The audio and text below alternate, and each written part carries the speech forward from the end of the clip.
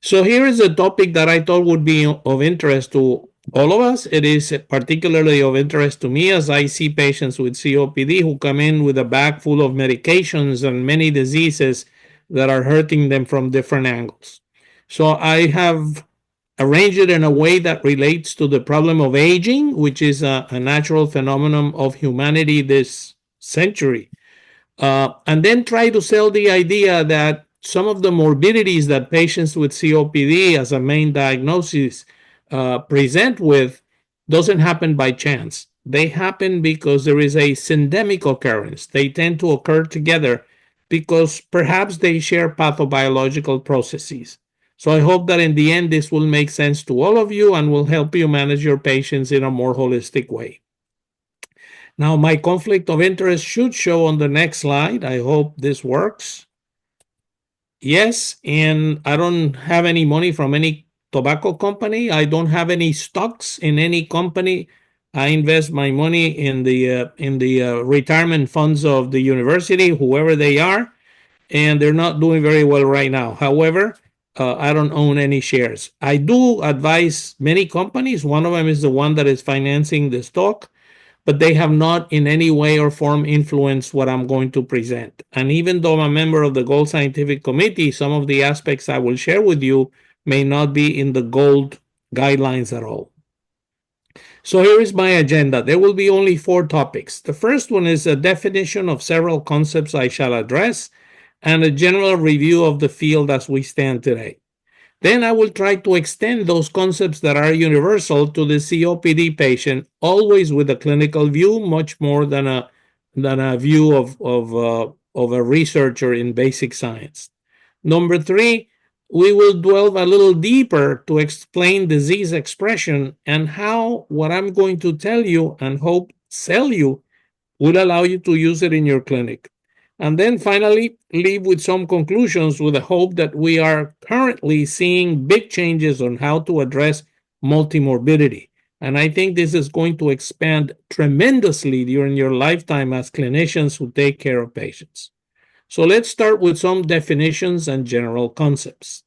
The first one is aging. Aging is defined as the time related deterioration of physiological functions necessary for survival and fertility. So it's the natural process of most of us as we cruise through life, including myself and some of you who may be sitting here. It just happens that most organs do not function as well as when they were young. And to make a long story short, we end up dying when those organs completely fail. Now, I have pulled this out from the demography of the world population from 1950 to 2100. The areas in green represent areas that we know well. The areas in yellow is what is expected to happen. And you see that the pyramid has changed in shape. I'm going to show you here what was the distribution of ages around the world in 1950. And the small arrow up on top, the yellow arrow up on top, shows that there were very few people who were older, who were over 60 years of age. And most individuals in the world were beginning their life hoping to fulfill their dreams as time went on. What you will see on the next 2 arrows in red is what will happen at about 2050. And if we did it at 2025, it wouldn't be too different. There's a lot of people in the whole world who are now older than 60, and the proportion is almost as many as individuals who are young.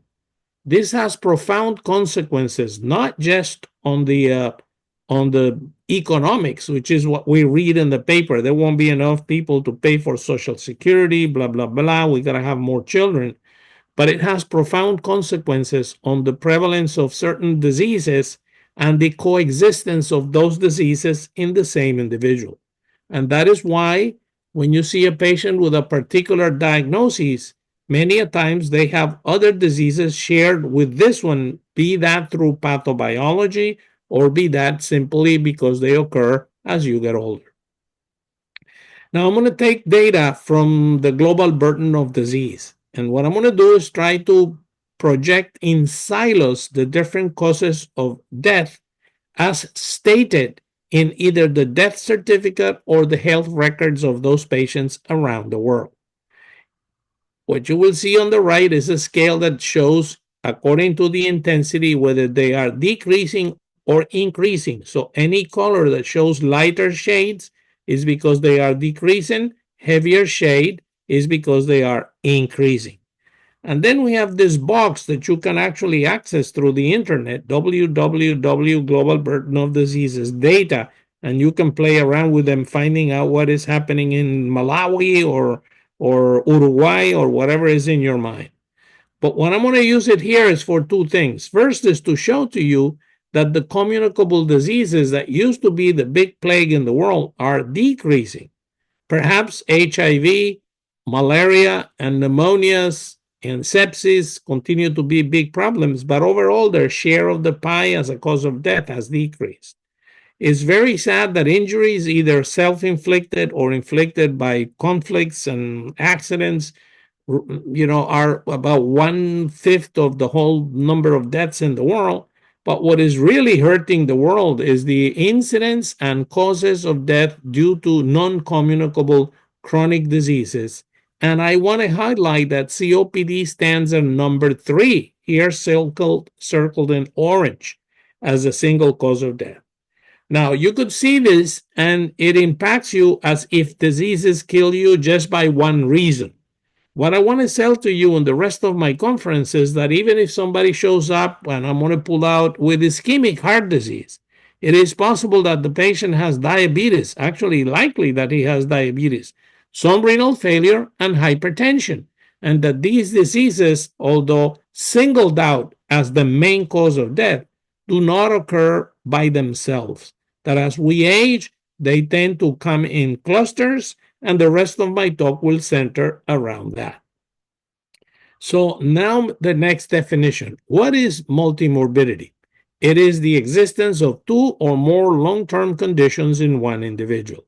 And that, to be very honest, if we tested all of us around, I promise you that most of us will have two or more morbidities, which may be mild, but certainly present. High blood pressure and perhaps hyperlipidemia. Some may have a bit of diabetes and overweight or underweight. The third comment I want to make in this generic introduction is that the number of morbidities increase with age. What I'm going to show you right here is from the Lancet in 2012, with age on the x-axis grouped by 4 years in a pop, and then the proportion of patients on the y-axis who may have one or more morbidities. And I'm going to show you this wave graph, which I will repeat down the road, that is very interesting. It shows that as we age, the number of morbidities goes up. So when you get to be 60, 64, and you're looking for retirement in the 65th or 74, you'll be dealing with close to 8 disorders on average. Now, which is the one that may kill you and will be singled out as the cause of death is important for statistics, but to be very honest, hides the problem of that person having more than one problem, which may correlate, interact, and cause the problem by which you die at that age. So multimorbidity is a reality. And if we go back to the graph that I showed you on the demography of the world by 2050, you'll see that most people, half the population who are older than 60, will have on average 8 morbidities. All right. In this first section, I hope I've given you a definition of what is aging, a definition of what is multimorbidity, the fact that people don't die or develop disease just by one disease, that many are suffering from more than one problem, and I am sure that you as clinicians face this every single day. Now, my talk relates to COPD. That's where I do a lot of my research and clinical expertise. I see patients with many pulmonary problems, but in this talk, I will concentrate on COPD from a clinician's point of view, and I'm going to expand the concept. Now, multimorbidity in COPD is an even bigger problem than in patients who do not have that diagnosis. I'm going to try to prove to you that they do not occur in tandem. In random. It's not like you have an ingrown toenail, you're deaf, and you have COPD, and they're randomly assigned to you by chance. I will sell to you the idea that many of the diseases that patients with COPD complain of are non-random, and that perhaps looking for them will allow you to manage the patient in a more holistic way. This is a cartoon, of course, of the typical COPD patient who in the United States and in the developed world usually has the disease from smoking, about 80%, 75 to 80%. There will be a margin of 20-25% of individuals who do not smoke who still have COPD, either for exposure to environmental contaminants or from poor assembly through nature. The lungs doesn't grow well. But what I'm going to show you here is not that. It is the fact that if you interview, in this case, we did 1,300 individuals with COPD over the phone. This is from the COPD Foundation in 2009. And we have plotted here the number of diseases they complained they had, either because they told us they had them or we asked for medications to see if they were taking medicines for any disease. On the x-axis is the number. On the y-axis, the proportion of patients. In blue, the strong gender women. In yellow, the weak gender men.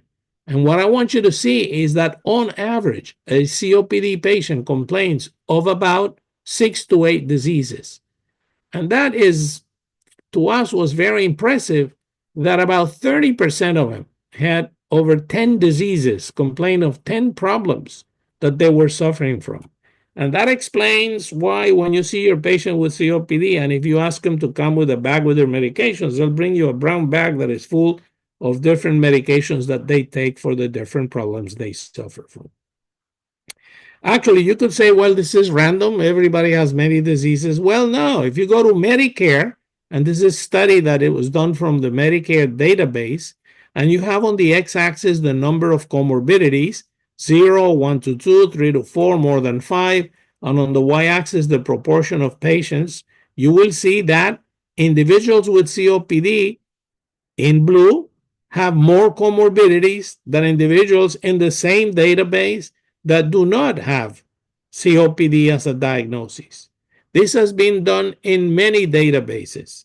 And the fact is that individuals who have COPD caused by cigarette smoking have more comorbidities. Now, many of you, and I, one of them, sincerely speaking, know that if cigarette smoke is the cause of COPD, smoke goes everywhere in the body, and you'll end up with more affection on many organs than just your lungs.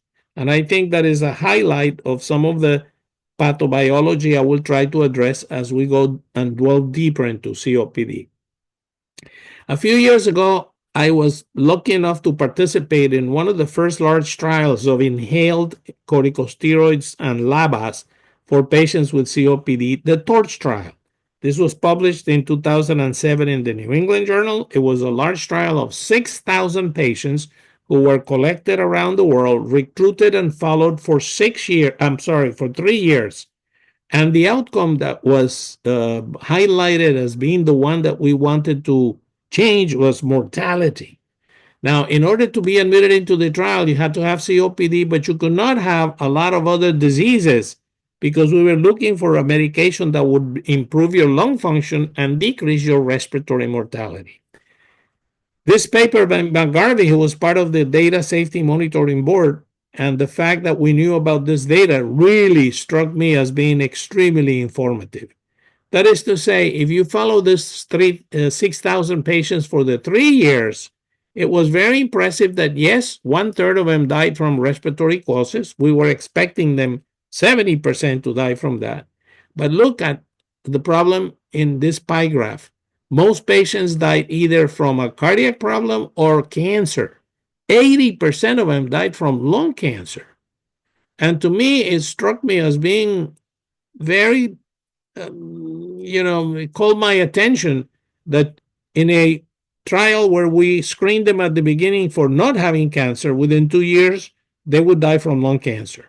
So at that moment, I tried to switch a bit of our research into trying to explain what happens to these diseases as they present in individuals with COPD.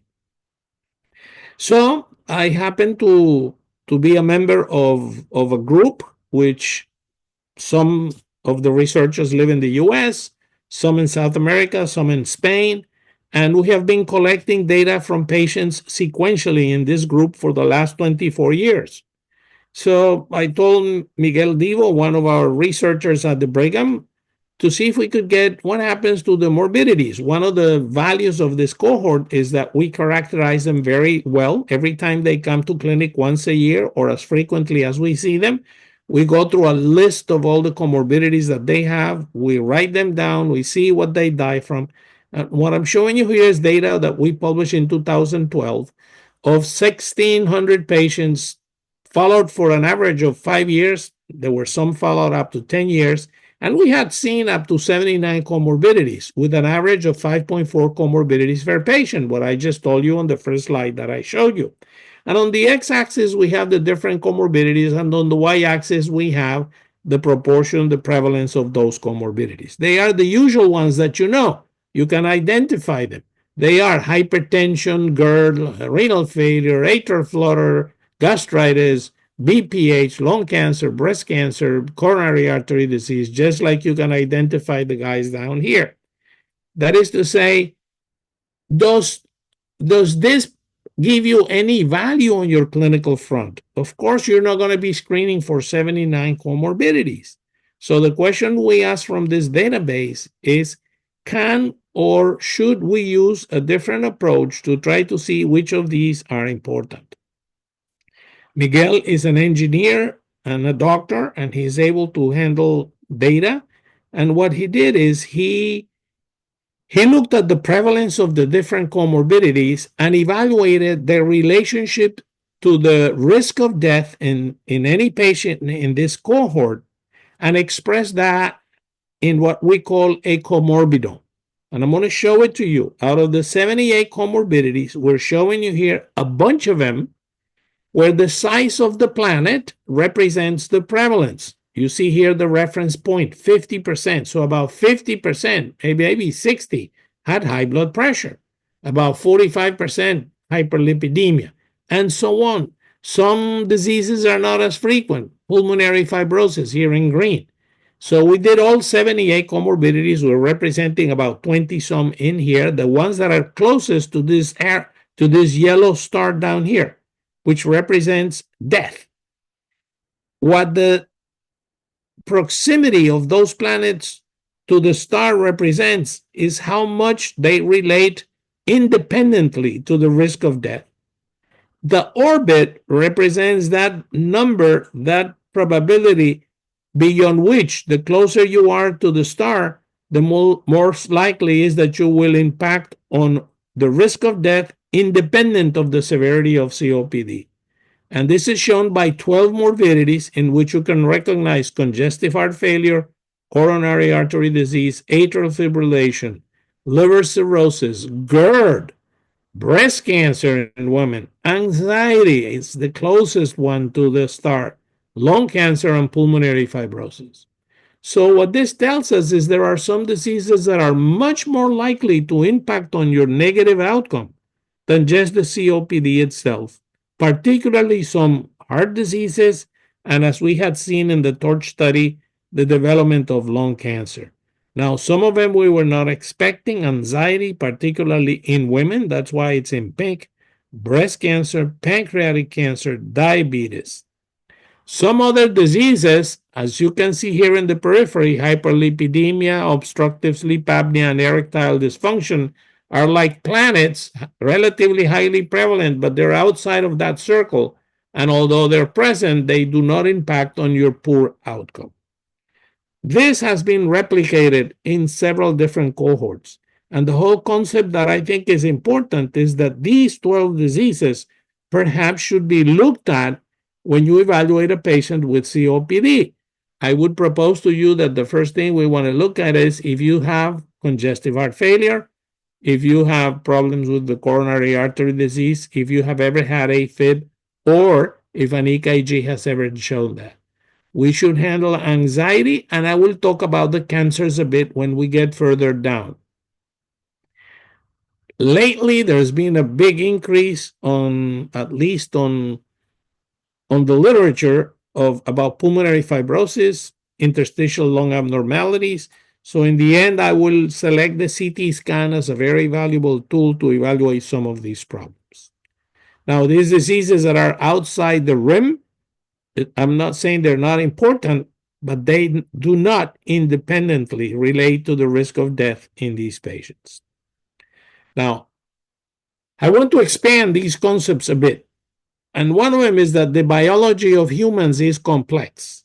Now, what we have done over time in order to do research is to come up with a question or hypothesis, to design an experiment isolating that particular question as the only thing to evaluate, and then come to a conclusion. If your BMI is too low or too high, you're going to die. And the outcome here was death, and the variables that were looked was your body mass index. Now, this is one question, one variable, everything else being the same, and nature does not work in that way. Nature is much more complex.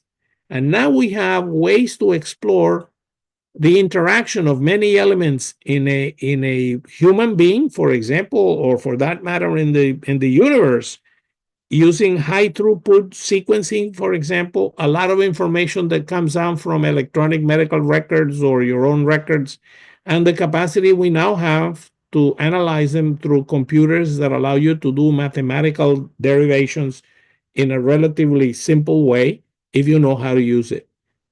The advent of these technologies, I believe, in the end, is going to change a lot how we treat our patients and how we select the therapy.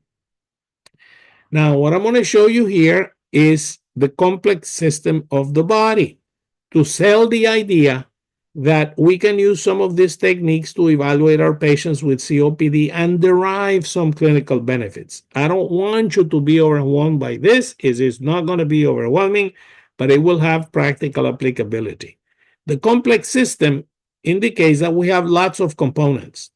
They have intricate interconnections. They do not behave linearly. They typically exhibit hierarchical self-organization. So there are diseases that are extremely important with many connections, some of them located here in the middle. And it is useful to represent such a system as a network. So you could use this graphical display of diseases, their prevalence, and their relationship amongst themselves to select neighborhoods. And this will have clinical applicability. And I'm going to show you some of that. This is data from Denmark. Denmark is a relatively small country. I think it's got 7 million people. So what they did is they registered everybody in this population-wide registry covering 6.2 million patients. They used the ICD-9 code to define diseases, and they took all patients' admissions, the emergency room and outpatient visits of 101 million ICD-9 codes on those different visits by the 6.2 million patients.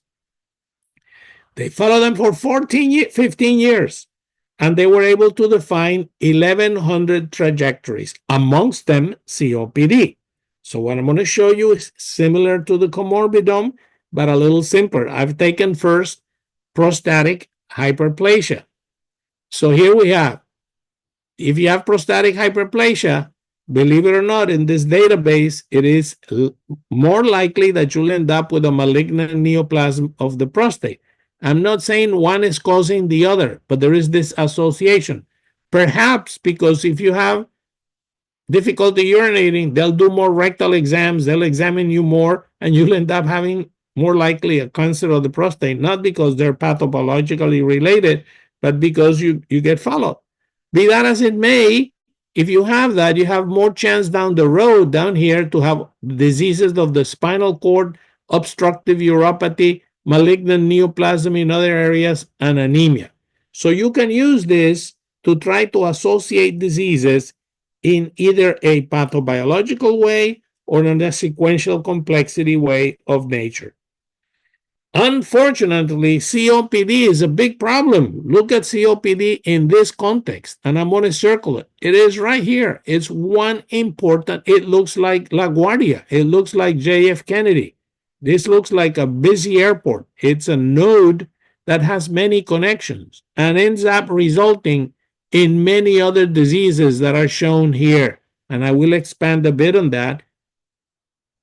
And this may be important for you once you make a diagnosis of COPD.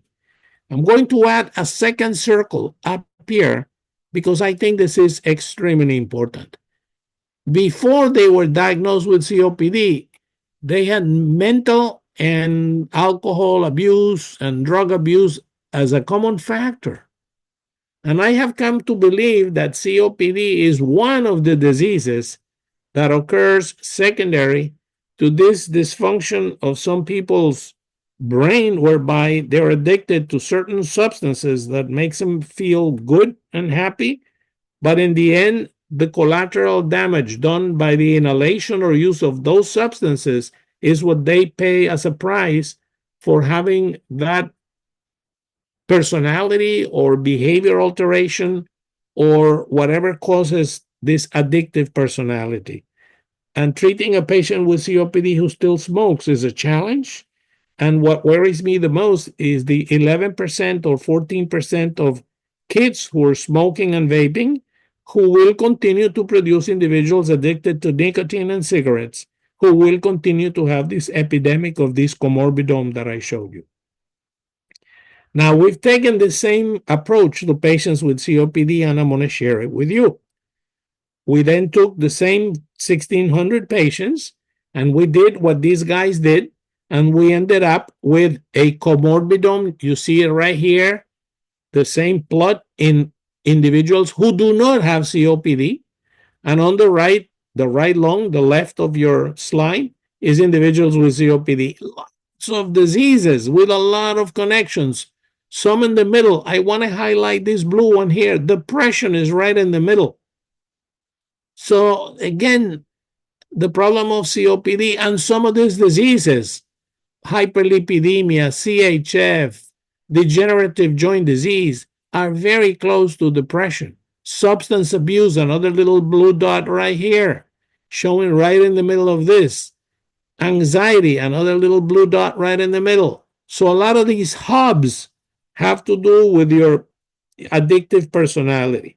Now, you can ask these mathematical systems to be broken down into neighborhoods, just as if you were looking at New York City from a drone and you ask the drone to separate the different neighborhoods according to the height of the buildings, the density of the population, and the number of streets.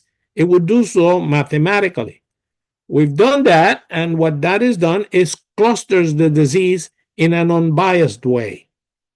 And what I'm going to show you is what happens if you cluster, if you mathematically ask the data that I just showed you to divide your patients into groups. The first group that pops up, we call cluster 1, is this cluster that shows that you tend to have coronary artery disease, congestive heart failure, hypertension, atrial fibrillation. And I want you to see that they tend to be individuals who are older, who have incapacity to walk too much, who are very dyspneic, and a low FEV1. This is a metabolic syndrome, COPD. I will tell you, this is usually an individual who is a little heavy, who tends what we used to call the blue bloater. So clinically, that is a phenotype that you can separate and look for these kind of diseases that is prevalent in that cluster. That is a big cluster in this study. A second cluster is this one. This is very interesting in that they tend to have the cancers. Remember I showed them to you?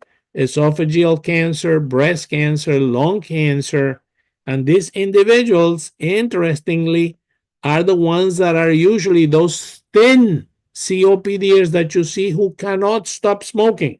They have an addictive personality characterized by depression, substance abuse, schizophrenic disorders, and tend to have diseases associated, HIV, tuberculosis. They tend to be younger, and they tend to die from some of these diseases when they're young. So clinically speaking, I'd like to convey to you that if you see a patient who is heavy, who has got the metabolic syndrome personality, that person is likely to have heart problems. If you have an individual who is thin, and may have addictive personality, he will be a likely candidate for lung cancer, HIV, TB, and these diseases. This is the picture that I showed you before. Now, we went to a larger database. We went to Spain and looked at a province called Aragon, because they have systematically integrated 1.2 million inhabitants of that province to look at their health data. And what I'm going to show you is extremely interesting. Remember the waves that I displayed for you at the beginning, showing multimorbidity according to age?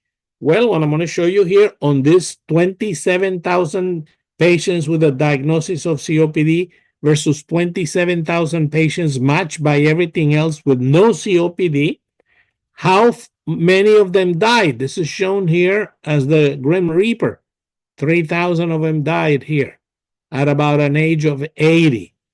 I'm going to draw a line that goes up from age 60 to 64 when they reached 8 comorbidities. Just as I had shown for the original slide in the Lancet, at about 60, this population with no diagnosis of COPD have on average 8 comorbidities at age 60. What I'm going to do is do exactly the same, but now for the population of patients with COPD. Look how many of them died at this age of 75, 6 years earlier than the controls. 1, 2, 3, 4, 5, 6,000 patients had died at age 75 versus 3,000 at age 80. They die younger. And the line that occurred here at age 60 occurs now at age 50. So these patients with COPD at age 50 had the 8 comorbidities that normal individuals who in that cohort did not have COPD had at age 60. So we concluded that patients with COPD, this paper that we published, we postulated that showed or proved or supported the concept that COPD is a disease of accelerated aging, that you tend to develop diseases about 10 years earlier, 15 years earlier than individuals who do not smoke, who do not get COPD. So this is very interesting because there are now approaches to try to decrease the rate of aging. And I think those would be medications down the road that could be implemented or used in COPD once they have it to try to decrease the accelerated aging of those patients. Now, I'm going to show you a graph that looks complex, but I promise you it is not. I'll take this first one here. What we did is we took diseases that are characteristic of older people. The first one here is coronary artery disease on the left upper corner. The open circles represent individuals who do not have COPD, and the closed circles, individuals who have COPD. And on the x-axis is the age group. I'm going to put 2 little arrows to show to you that, again, coronary artery disease was present in individuals with COPD at about age 56, when it took an extra 20 years for individuals without COPD to get coronary artery disease.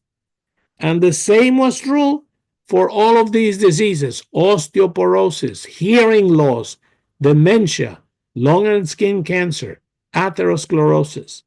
So diseases that are characteristic of older people occur 10 to 20 years earlier in individuals with COPD.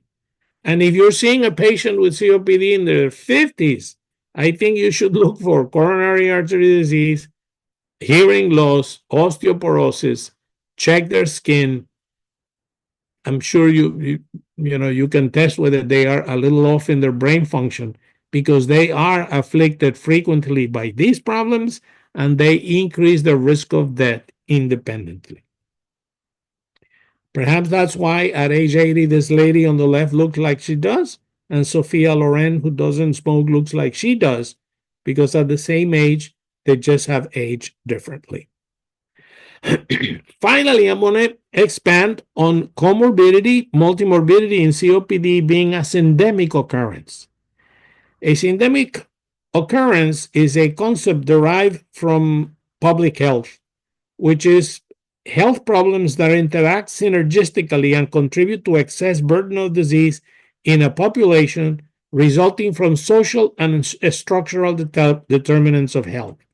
This was first described by Dr. Singer in Hartford, Connecticut, where he found an association between poverty, being African American, and HIV and in poor health, all related. All these factors were interacting amongst themselves. Biologically, it is also being accepted as being the occurrence of disease clusters with biological interactions that worsen the prognosis and burden of disease. So I will propose to you, based on what I have told you, that COPD and some comorbidities do have a syndemic occurrence. They make sense biologically because they're caused in the Western world by smoking, and the cigarette and the smoke that you inhale when you use your cigarettes goes to many organs synchronously as they also spread themselves into the lungs. And I've given you the biological data that supports that. Now, we could turn this into a graph. You're born and you develop a genetic predisposition from the makeup of your genome that was given by your parents. This is in the second panel here. Through your life course, you are exposed to many agents, of which cigarettes is the big one for COPD, but it could be exogenous addictions, your microbiota, pollution of any kind. And through the life course, your body will react to this in different ways. I'm going to show you here that some of those changes are so important in your genome that they may persist transgenerationally. So this has been looked at particularly in nutrition, in persons in Northern Europe who in World War I and II suffered from malnutrition, had children who were relatively smaller and weaker than the third generation when the genome had been cleaned from these epigenetic expressions. Well, it so happens that we can only respond in our body with these things that are included in these hexagons: apoptosis, changes in the immune system, fibrosis, thrombosis or hemorrhage, inflammation, or cell proliferation.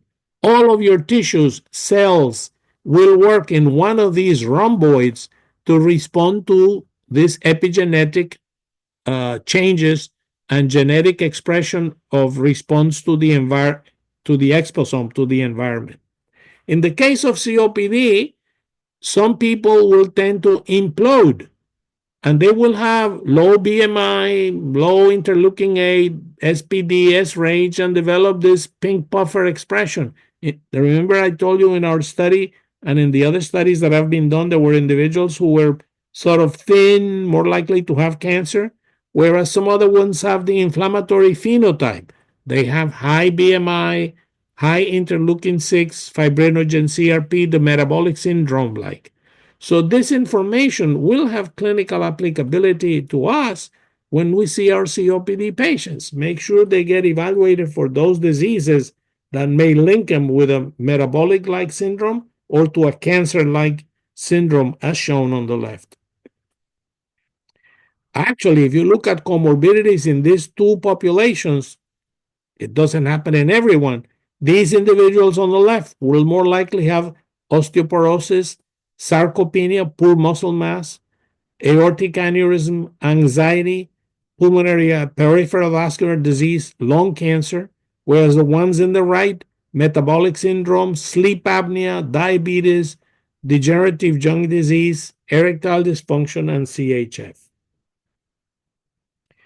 These are all tests that can be useful to you in trying to see what their problems are. Now, none of us can look at all of these, but I want you to be aware that some are extremely helpful, and I'm going to highlight one right now, the CAT scan. Now, this is a CAT scan of a patient with COPD. I want you to see the arrow showing a lung nodule. I want you to see arrows showing fibrosis. There are areas of emphysema. There are calcification of the coronaries. You can see them right here. And you could look for osteoporosis and muscle shrinkage. This person has very little muscles. You can even tell that the patient is still smoking because you can see the package of cigarettes on the right upper corner of the CAT scan. So, in my opinion, we have the tools. Some of them are already detected in the medical record. Some are available by inspection of a chest x-ray, or even better, a CAT scan, which many of our patients do get, and that we should be aware of the morbidities that cause some of the problems, particularly heart failure, coronary artery disease, atrial fibrillation in the cardiac area, lung nodules for lung cancer and fibrosis on the parenchymal area, and malnutrition, osteopenia, osteoporosis, and sarcopenia in the general muscle area. Those are relatively easy to detect with your clinical tools. So I'm going to end and leave open for questions after this with my conclusions, which I hope I have tried to convince you. First of all, something that you all know, human pathobiology is complex and aging is a fact. The derived fact from this is that people are aging, and their aging and multimorbidity are associated. Multimorbidity in COPD due to cigarette smoking does not occur by chance alone, but rather by fate. And the organs I have highlighted are faithfully accompanying COPD patients until they die, if they don't die from them. There is shared pathobiology among diseases in patients with COPD, and their coexistence worsens the outcomes. This is syndemic occurrence. We may be able to address multiple diseases by treating pathobiological processes rather than manifestations of organ system. We've been trained to be pulmonologists, cardiologists, gastroenterologists. Maybe the time will come when we will switch and be more immunologists, inflammologists, implodologists, individuals who will work by pathobiology much more than by organ system. Do I believe that is happening? Yes, and I'm going to show you pure evidence that this is happening. This is The Economist. I think this was November or December. I don't remember. I get The Economist, and this was the picture, the front picture of The Economist, and it talks about the everything drugs. And that everything drug, for example, is the glucagon-like peptide 1 analogs, Ozempic, and all the cousins that are now in the market. And if you go to the literature, these medications, same with there are now several, will work on many end organs simultaneously. They will work on the brain, on the muscle, on the kidney, on the adipose tissues, on the pancreas, on the GI tract, and in the heart. So what is happening is a revolution under our own eyes, and what I presented you actually tells me that we are behind the ball. It is already happening with some of these medications work on different organs because they're affecting the pathobiological processes responsible for the disease in those organs.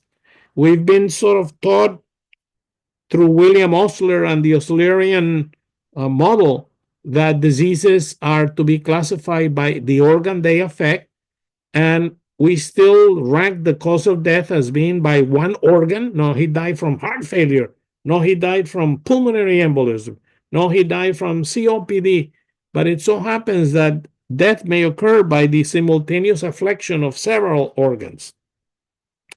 And that instead of trying to treat one organ by itself, although that will continue to be so for example, infectious diseases, I believe for the chronic diseases that are afflicting humanity now, we will come to treat them by group. We will come to treat them by pathobiology. And this is true, for example, for the GLP-1 analogs, which are proliferating right and left.